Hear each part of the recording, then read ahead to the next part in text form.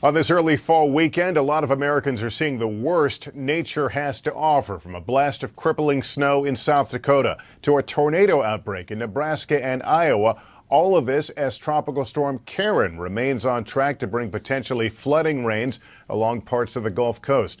Our colleagues at the Weather Channel are tracking it all, and Jim Cantori joins us now from Pensacola, Florida, with the latest. Jim? Yeah, good evening, Lester. Behind me, of course, you can see the massive waves that are coming in from Karen. All this, of course, masked by what has been a beautiful day here at Pensacola Beach, while other parts of the country have not been so lucky. Massive wedge tornado. Destruction across Nebraska and Iowa as at least 9 powerful tornadoes, some a mile wide, ripped through rural towns. In Wayne, Nebraska, an EF4 tornado with winds up to 200 miles an hour wiped out a dozen homes and businesses. 15 people were injured. At daybreak, the mayor and residents assessed the damage. Just get this feeling that you've been punched in the gut. A lot of people's hard work is destroyed this morning. Sifting through belongings. You live in Tornado Alley. I mean, I picked up stuff from my buddies. Now it's my turn, I guess. It all happened so fast. Russ Urbane was working at a John Deere dealership when they saw the storm approach. By the time we got to the bathroom, the building was falling down around us, and there was nothing we could do.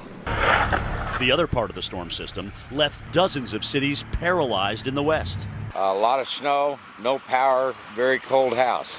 In South Dakota, more than 80 people were stranded in their cars as heavy snow and 70-mile-per-hour winds made highways impassable. 400 miles of highway shut down across the region. Snowfall records were shattered. Leeds, South Dakota got 43.5 inches.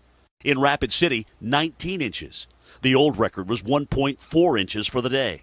Trees still full of leaves pulled down power lines throughout Wyoming and the Dakotas, leaving 50,000 residents without electricity and heat. I don't have a generator. I don't know what we're going to do. It's kind of a bad situation. This was all one big weather system that came in across the Pacific Northwest. The cold side of a big surface low had blizzard conditions. The east side tapped Gulf of Mexico moisture, very warm, very unstable. A lot of tornadoes, some of them very strong. Meanwhile, the Gulf is bracing for Tropical Storm Karen. A mandatory evacuation remains in effect for Plaquemines Parish in Louisiana. Large parts of the area are still recovering from Hurricane Isaac a year ago, and there are no levees in place to protect that part of the parish.